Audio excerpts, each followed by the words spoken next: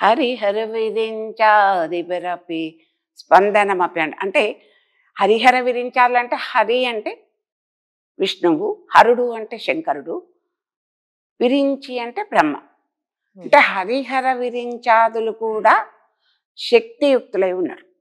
శక్తి లేకపోతే వాళ్ళకి ఏ విధమైనటువంటి యొక్క శక్తి, వాళ్ళకు ఒక స్పందన అనేది లేదు అనేది ఇక్కడ ఈ శ్లోకం. అందుకని మొట్టమొదటి నుండి అన్ని వేదాల నుండి ప్రమాణంగా తీసుకున్నా కూడా మనకు అమ్మవారిని గురించి మనకు చెప్తూనే ఉన్నారు, మనం వింటూనే ఉన్నాం. అయితే ఇక్కడ ఆ అమ్మవారు ఆ శక్తిని ఏం చేసిందంటే త్రిమూర్తుల్లాగా వాళ్ళను బ్రహ్మ విష్ణు మహేశ్వర్లను ఆ విధంగా అమ్మవారు సృష్టి కోసమని పంపించి అవిద్య నుండి విద్యకు సృష్టి అంటే ఆ విధంగా తను సహాయపడ్డది. ఏ విధంగా సహకారం చేసింది అంటే ఇప్పుడు ఒక కుటుంబంలో ఒక ఇద్దరు భార్యాభర్తలు ఉన్నారంటే భార్య పనిచేస్తున్నప్పుడు భర్త చేదోడు వాదోడుగా ఉంటాడు, భర్త పనిచేస్తున్నప్పుడు భార్య చేదోడు వాదోడుగా ఉంటాడు. ఉదాహరణకు చూడండి, ఈ విలేజ్లలో ఈ ఎండాకాలం అట్లాంటప్పుడు కొన్ని గడ్డితోటి వాటితోటి వీటితోటి చల్లగా ఉండాలని వాళ్ళకేం ఎయిర్ కండిషన్స్ లేవు కదా, ఆ విధంగా వేస్తున్నప్పుడు వీళ్ళు కింది నుండి అందిస్తుంటారు, అతడు పైకెక్కి అన్ని కప్పేస్తుంటాడు. ఆ విధంగా సహకారం ప్రతి పనిలో కూడా.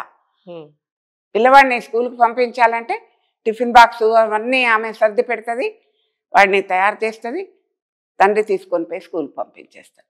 ఈ విధంగా చేదోడు వాదోడుగా సహకారంగా ఉన్నట్టుగా మరి ఇక సృష్టి అంటే అది చాలా పెద్ద పని కదా, బృహత్కార్యం అది. అందుకని అమ్మవారు ఏం చేసింది, త్రిమూర్తులకు 3 రకాలైనటువంటి రూపాలతో వచ్చింది. బ్రహ్మ అనేది సృష్టి కాబట్టి, అది విద్య కాబట్టి సరస్వతీదేవి జ్ఞాన రూపకంగా వచ్చింది. అదేవిధంగా విష్ణుమూర్తి ఎవరు అంటే ఈ ప్రపంచాన్ని నడిపేవాడు, జగత్తును పాలించేవాడు, నడిపేవాడు. నడిపేవాడు అంటే లక్ష్మీదేవి వచ్చింది. లక్ష్మి అనగానే మనం డబ్బే అనుకుంటాం.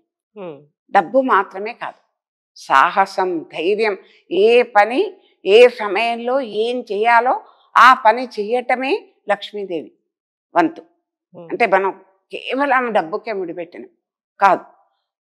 ఎప్పుడైనా అధైర్యంగా ఉన్నప్పుడు ధైర్యాన్ని ఇచ్చేటందుకు కూడా, అందుకే ధనలక్ష్మి, ధాన్యలక్ష్మి, శౌర్యలక్ష్మి, విజయలక్ష్మి అని అన్నిటికీ లక్ష్మి అని అంటాం. అంటే విజయం సంపాదించడం కూడా లక్ష్మి.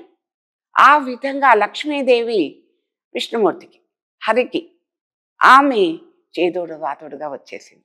అదేవిధంగా హరుడు ఎవరైనా ఆ సృష్టిని అంతా కూడా ఆయన నాశనం చేసేవాడు. నాశనం అని అనకూడదు, అది ఆ విధమైనటువంటి ప్రళయం అంటాం కదా దాన్ని.